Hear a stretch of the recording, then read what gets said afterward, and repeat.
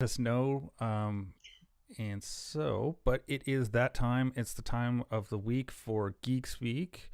And today we are going to be talking about the secrets of how to search on Google and, find all the cool stuff your competitors are doing or getting ideas from other people that are doing something similar to you. And of course, my name is Phelan. I work at Seymour Digital Media. And I am Rena at Little Works Indie Media. Awesome. And so I think I think that we're just starting off of just going with just making sure we're up, and just quickly before I get like too far down the path. Uh, but yeah, it. I think for the start. Oh, didn't. That's frustrating. Did not save the restream. Okay, I'll have to update that afterwards. Um, so Um, where we're starting with this is that we're searching on Google, and you're doing your regular searches, and what we're trying to do is how to elevate it so you can really find all the hidden gems that your competition is doing, and or people like other people are doing. And so, I'd say Yeah. one that I use it all the time, and I didn't realize that some people might not be aware of it is doing exact matches in your searches. So Yeah. Exact matches are awesome, especially if you want to check to make sure that your copywriter is not plagiarizing somebody else's work, for example. That's yeah, another way to use it. Never mind your competitors. But all right, so yeah. can I take this one because this is probably the only one that I know off heart? Oh yeah, go for it. Go for it. So exact searches. Funny quotes. Yeah, Quotation marks on either side, and you're going to have to, and that means to Google, that means that you're going to have to provide the exact words in the same order. Google's not going mm-hmm. to give you any alternative options, or Yeah, they're not going to give you any results that doesn't have both of the words if you're using two parts to your search. Yeah. yeah, exactly. Oh, also fun bonus with that. If you do have a quotation inside of it, you use either single quotes on the inside, and then that Yes. doesn't. Yes. And so that's a workaround as well, just in case you're trying to like have the quote inside of it. You make the quote Right. So into what a. somebody says, yeah, a Yeah. quote, yeah, exactly. Yeah, that's true. I forget about that sometimes that some people don't know that. It's basic academic writing format. Yeah, yeah. It's definitely, and it's one that you don't realize. Like I do it all the time when I'm looking for like I'm looking for a little sentence and it doesn't give me exactly what I want. I know it has to include like this word, so then I wrap it in the quotation marks in order to make sure Yeah. that whatever search I'm doing, it actually is showing up for that one as well. Um, Yeah. Yeah. and then, Yeah. uh, Or else you can get down the wrong rabbit hole and you can't find what you're looking for. So this helps. So actually starting out with a narrow search is one of the best things you can do because then you get to what you're looking for. And then if you don't find what you're looking for, if you do a really narrow search, then often what happens is you might get four results and that might mhm. not be enough for what you're looking for. So then you can add words within that bunny quote or take the bunny. I've never heard them called bunny quotes before, but I like that. it's it Um, yeah, it's a you can British take one that them I off. just recently heard. Yeah, Yeah. Oh, yeah, British. Okay, cool. So yeah, you can take them off and then see. You'll probably get millions um, yeah, of results. All yeah. right. So what's your next one that you've got for us? So similar topic, one that I hadn't really thought about because I use it all the time with Google Ads when I'm actually building campaigns, but negative. So you can also put a Oh, minus in yes. front of a Right. word. So I want to know anything to do with like Google Maps, but nothing to do with cars, right? So I do Right. Google Maps minus car. And then so I Yeah. want to make sure all the search results don't include that word. And so that's just a way Hmm. for also that if you not only whatever you positively want to have show up, but also negative. Like, I want to make sure that this story doesn't, like, whatever you're showing me doesn't include these words. And Yeah.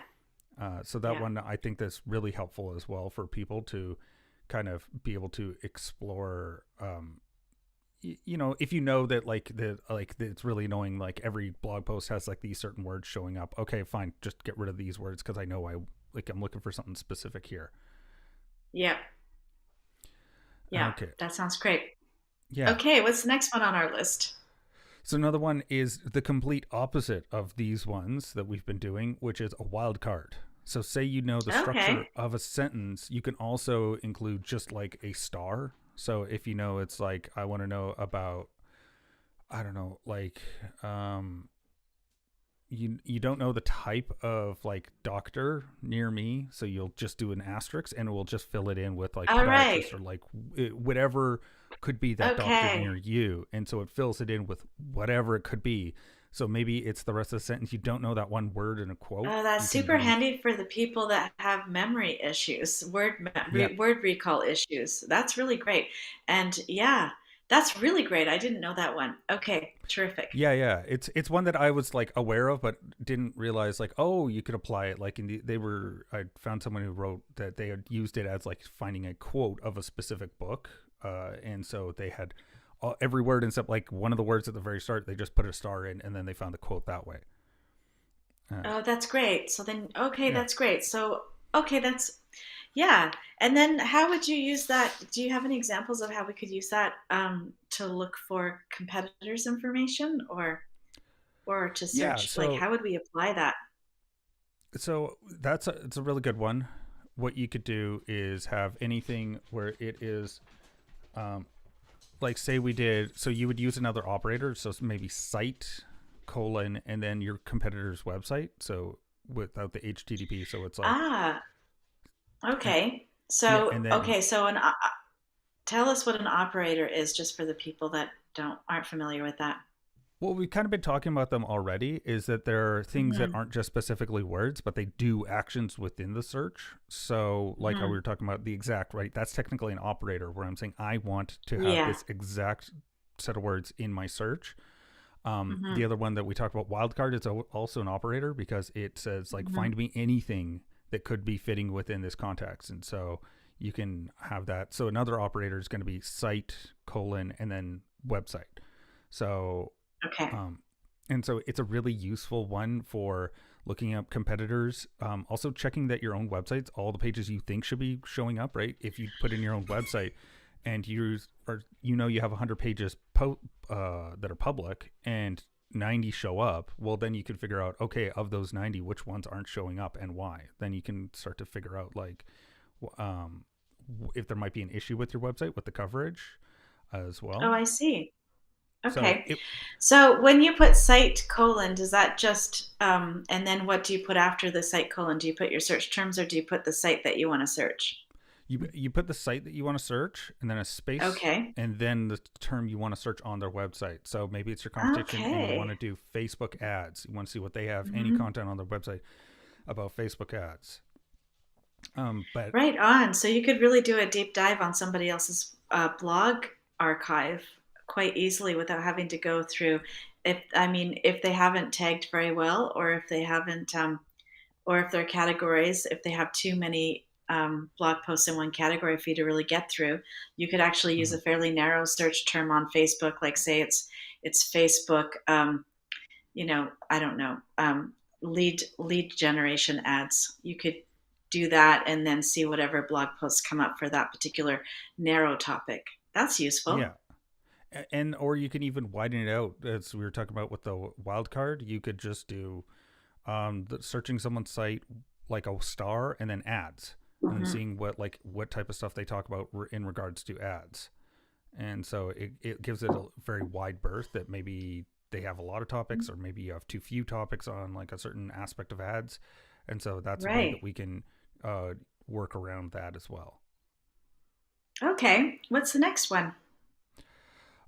So kind of going off of the site operators is going to be file types as well, so you can search websites for Yes, this one. specific file. This one Yeah, I've this one. heard of. A few years ago, there was somebody that was giving workshops on how to scrape email lists by using file type search operators. So, okay, tell us how to do that one. Yeah, so this one is what you would do is like a file type colon PDF. So that Right. means that anytime on this website that there's a PDF, I want to get the URL to that, and then you can put your Hmm. search terms in with like on page SEO checklist, and so Right. then you go through and you would be able to go scan the page.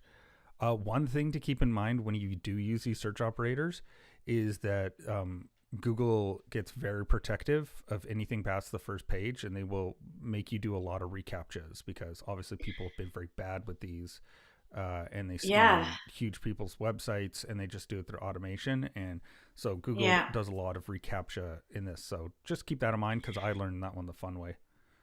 Yeah. So my question is for you is that if we're a business owner, we have a small little website, we've developed a little funnel, and we have some proprietary PDFs that we put behind a gate, an email submission gate. Mm-hmm. Do those PDFs are those PDFs the ones that will come up if we do a PDF search? Yes, they will if they're in your WP Ah, contents. So the thing I would say to do as a workaround would be to put it in a Google Drive and then have that link be the one that someone copies into email because oh, that won't be that's scanned, right? smart. Yeah, because it's like Okay. an alphanumeric string. It's not going to show up for people when they're scanning the internet, and so and it's just a long alphabetical Okay. string. Unless you know exactly what you're looking for, you're never going to find that Yeah. file. So Yeah. that Okay, just for the beginners out there, so that means that when you're going to upload your or add your PDF to a any kind of thank you, if you're yeah, uploading it to your media file on your website, yeah. that's accessible by other people. So what Phelan was saying is put it in a Dropbox or a Drive or somewhere else where it doesn't have the same URL organization as website pages. Yeah, and it wouldn't be scanned by Google because Google's going through your website, right? And they're Hmm. be showing this. They just scan the website and it's a live Hmm. URL. Okay, it's a media file. Okay, cool. And like that's all they think. Hmm. They're not really thinking about it from the sense of like, well, this is obviously behind their lead magnet that's behind a Right. And that actually makes sense when you think about the fact that all of your photos come up in a photo search, and that's exactly how yeah, that's working. yeah, Okay. exactly. And so Okay. So the media file is not private, even though you're only sharing that link with certain people. I I do believe, don't quote me on it, but I do believe that you can put a no fault or a no index on media Right. files. So if you do have something Okay. like that, I believe if you go into the file, Okay. yeah, um, for Okay, that's media, good. I'm going to take a note on that. No follow on the media files that yeah, you don't want showing up in search. Okay. exactly, yeah. So it's gonna be yeah that part, yeah. It's I believe, and I think you can do it. I don't think you can do it by default, but I think Yoast will enable you to. But I've never really tested it that Hmm. way. I've always thought if like it is proprietary, that I would just put it on a Google Drive and then share the link that way. Is just a easier workaround overall for the client. Yeah. Okay. Because I can't Note guarantee that taken. like Yoast is going to be, that's I've never tested it. I know for pages it does work, but Yeah. I just don't know for media files or any sort of Hmm. PDFs that it hasn't worked. Hmm. Well, you know I'm going to test that immediately Yeah, after this yeah, yeah, call yeah, yeah. because I mean, we've it's a got cool. downloads, Yeah, white exactly. papers, and that's probably how you end up getting a lot of traffic to your downloadables that you're not expecting because you're not running any ads to it anymore. So that could be Yeah, part of it. Okay, yeah, because it's indexed. All right, good to know. yeah. So it's definitely one we have a couple clients that PDFs on their website are ranking higher, way higher than they should, and so it's Oh definitely no. one to kind of keep in mind. Look at Search Console; it'll tell you like Hmm. the whole URL in Search Console, and then it's .pdf. Hmm. And if you see that, like we've had to make take Hmm. clients and make it into actual pages, and so it can rank Yeah, properly. that makes sense because you don't Yeah, really want to lose that traffic either. You just want to redirect it in a way that works for you. So, exactly. knowledge is what the point is of this conversation. It's like this is Yeah, how you get better information so that you can actually take data, turn it into useful information, and then make decisions on how you're organizing your website and your traffic, right? yeah, exactly. As well as Okay. seeing what your competition's doing, because like 9 times out Yeah. of 10, they're not protecting their giveaways, and you could Yeah. probably get a hold of a bunch of them. That we've done that with some of our competition. Yeah. Yeah, but let's talk about copyright. I just want to insert my little notes on copyright right Okay. here because I feel like marketers are not particularly good about copyright sometimes. Yeah. So if somebody has put something online, you can't just take it and make it into your own thing. That's Yes. copyright infringement technically and legally. So what you want to do is maybe take a peek and get some inspiration, and then do your own thing with your own value add that's proprietary, and then and then protect your own copyrighted proprietary information that's up there and out there. Yeah. Um, Yeah. These are yeah, only for learning. These aren't meant for just straight copying and yeah, pasting. yeah, yeah, yeah. So then the next thing, what's the next one on our list, Phelan? Because we kind of got a little bit away there. Yeah. No, no. I think that's important to make sure that people we Yeah, reiterate that like we're enabling you to find these things with people, not because you're gonna just carbon copy them, but you're supposed to take inspiration. yeah, You're supposed to see like, oh, people, I liked how they explained this here, but I would explain it a little differently like this. And so it's about you getting inspiration and mm-hmm, ideas rather than wholesale copying, because that's not fair to anyone, mm-hmm. and that it's better to play nice with everyone out there. Um, Yeah. so the other one that's interesting that I'd found is s- similar to. I got to find the exact name of it again. Um, it was. It's like similar to. So their example that they had was that you can find related. That's what it is. So related colon and then the name of a Okay. website.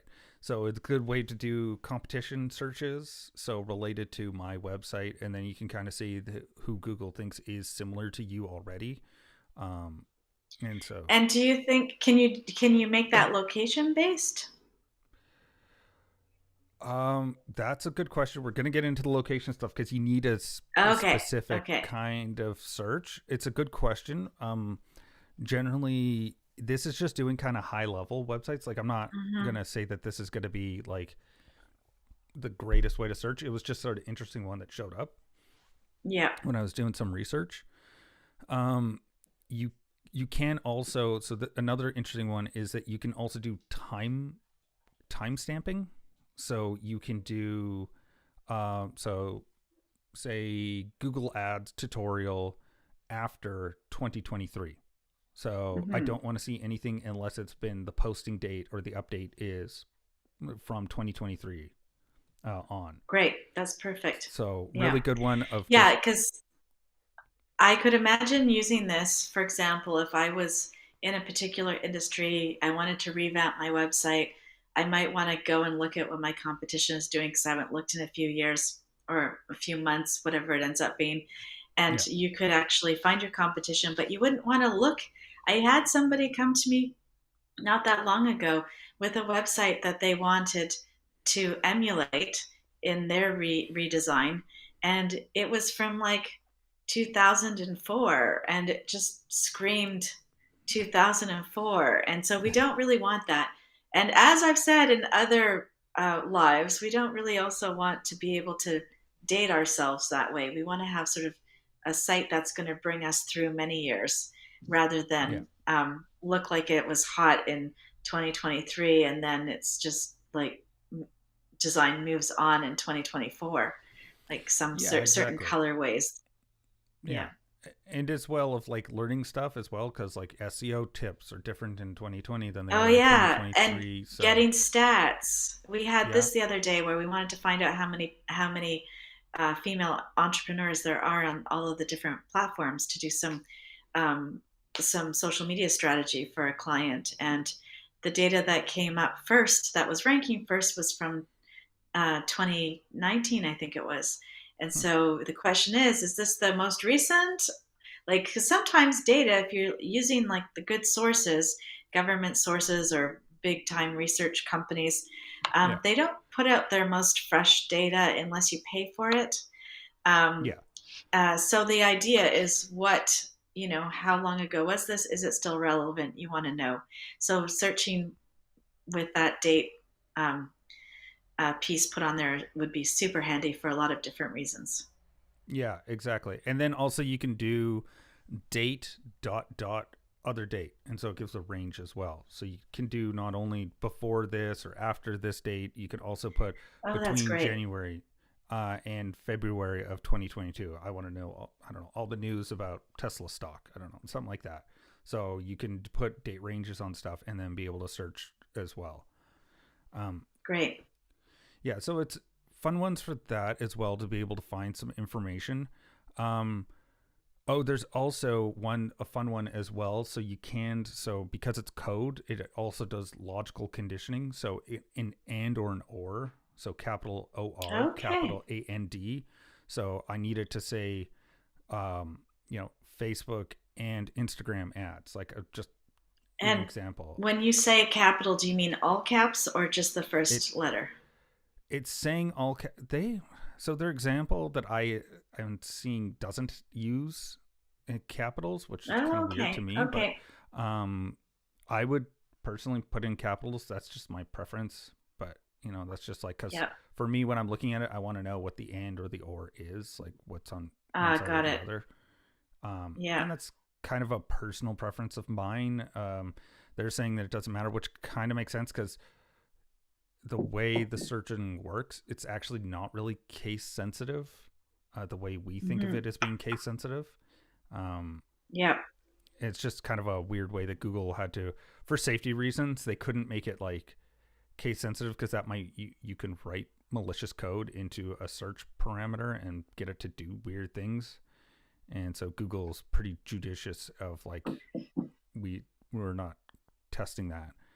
Um, So the other one that was, so you can also look up cached. So what you were talking about, like old people's websites. So you can do Hmm. cache and then a specific website and then see when it was last cached by Google, so you can see how fresh and up to date it is. And Oh, I then you could, see.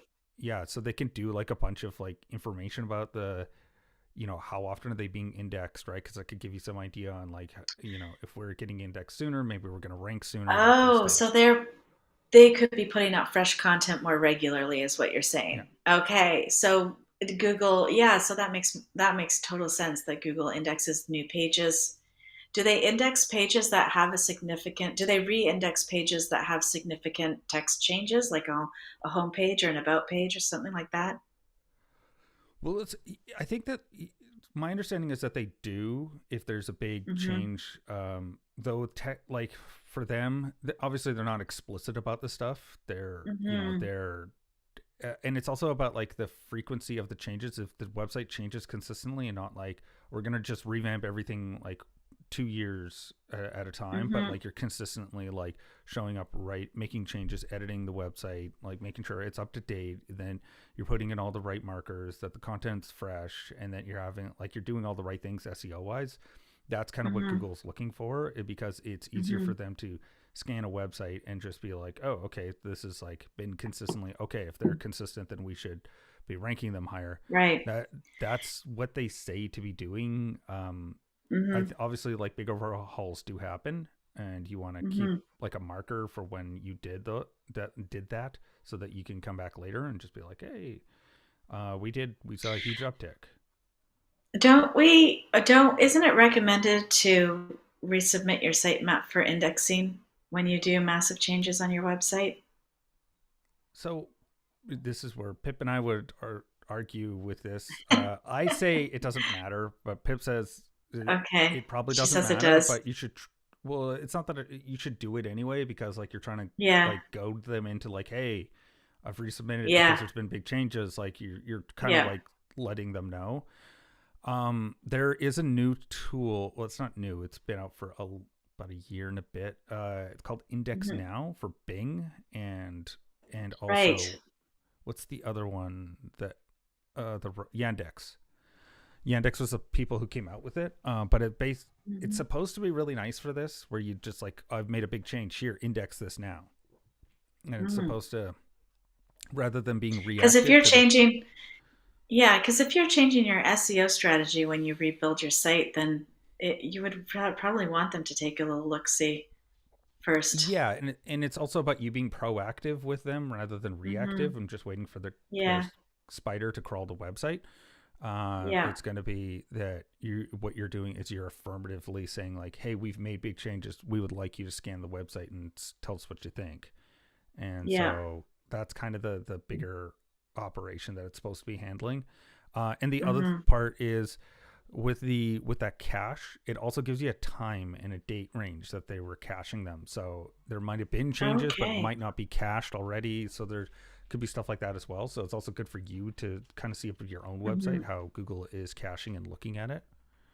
Mhm. Um, and so and then for the last one, and I'll post a link to this, but it's a favorite tool of mine for anyone who's doing local searches. And Mhm. because when you're doing a local search, your information also gets included in that search. So what you want to do is Mhm. technically a VPN, but VPNs Okay. are a bit cumbersome to set up. So this tool, it's called Local Search by Merkle. Um, and I'll post the link to it in the Facebook group in the comment. But what you can do is set your location to, any zip code, a postal code, city, and it will just pretend to be you there, and then you could just quick. And it also has no information, right? There's no search history, so you're basically a blank Mhm. slate. And because of that, you can go and search for, what realtors are showing up in Tacoma. Okay, now I can kind of see Mhm. who's actually ranking. Kind of get some notes on like, oh, okay, this one's doing really well. They've got like 23 5-star reviews, and Yeah. so it's a really powerful tool for just quickly anyone to go and search. Uh, it caps out because Google gets suspicious if you're making too many requests that there's like this anonymous Mhm. browser, and so they'll make you do um, a reCAPTCHA, but it won't load. Mhm. You have to just basically close the window, open up a new one Right. again, and just Right. start Right. again. Okay. So if you are a local business, um, Yep. but you do have clients elsewhere, is it good for you to focus on local SEO, or is it good for you to be more generic with your SEO? That's a really good question because we have that with one of our clients who does events, right? Big corporate events all Mhm. around North America and the UK. And so for them, local SEO is less important. So we focus on blog Mhm. posts and their service pages that are optimized because when people do search for them, we want them to show up at that time when they're looking for someone to help with their next corporate event with making like experiential marketing and making the event Mhm. really good. So what we're trying to do is it's definitely a good one, and it's kind of like an eternal struggle as well because like there's some local businesses that it's like all about that service area, and they should really just be hammering the local SEO and making Yeah. sure they're optimized Yeah. for that. Um, Right. so it will depend. It's a tough one to say. Generally, I would say try to And optimize it for kind of those terms that people would be looking for to try and find you.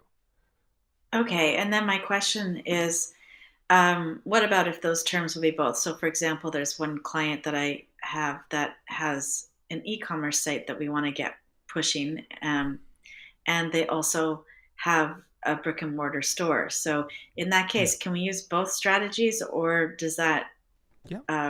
confuse things? We can do both Yeah. at the Yeah. same time. It There's doesn't. You don't have to pick. Yeah, no, you don't have to pick, other than just the amount of Great. hours you have to allot to actually doing it. Hmm. Um, Yeah. yeah, it's the biggest one. Like you can do both and just have the brick and mortar. You build out the website and the brick and mortar for kind of general locations, um, Hmm. and then the actual brick and mortar location using Google Business Profile. That would be where you build that Hmm. up, and then because you should also be auditing like categories that your competition is showing up for. Hmm. Hmm. There's a good Chrome extension we use called GMB Everywhere, and it does auditing Hmm. for local businesses. And so you can just quickly scan their information. You come up with a plan that here's what my competition's doing, especially the ones that are doing really well, and then you can duplicate what they're doing for some of it. So you can take, in fact, not only your competition, but you can take, because some people think of their direct competition as actually at their same level of business. When Mm-hmm. I talk to them, that's always kind of, I always ask them, who do you think of as your biggest competition, and who do you want to grow up to be? And so you could actually focus some of your strategy on that question of who do you want to be, and take a Yep. look to see what they've been doing and organize your strategy with some of that those tactics in mind. Yeah, exactly. So yeah, it's definitely, yeah, there's no reason why you shouldn't be able to do it that way as well. Great. Okay, awesome. Okay. And we are So we right are on at the time. did we Oh, and so we covered all of them then because I Yeah, didn't yeah. know what the list was before jumping on here. Yeah, Right yeah. on. No, we got it. We covered everything. So it just leaves me to say thank you for watching today. If like I said, I'll post in the comment in the Cyberpunk Geek Marketing Mixer in the Facebook group. I'll post the links to what I talked about. So additional Great. information for you guys, as well as some visual cues and that tool that I just talked about with the local search. Definitely super fun to play around with and experiment with because they're just good free tools to kind of learn about your competition. And so with Terrific. that, And it next leaves. week we have website and holiday sales strategies. It's time to Yeah, start thinking about your holiday sales now. If you haven't already done that, then yeah, this is the moment. And that's going to be so you can join me and Greg next week at 11 a.m. We are live in the Cyberpunk Geek Marketing Mixer Facebook group. But wherever you're seeing us right now, you can always come back to there because we do stream multi channel and the yeah. replays are always there. So thanks for joining. See you next week. Bye.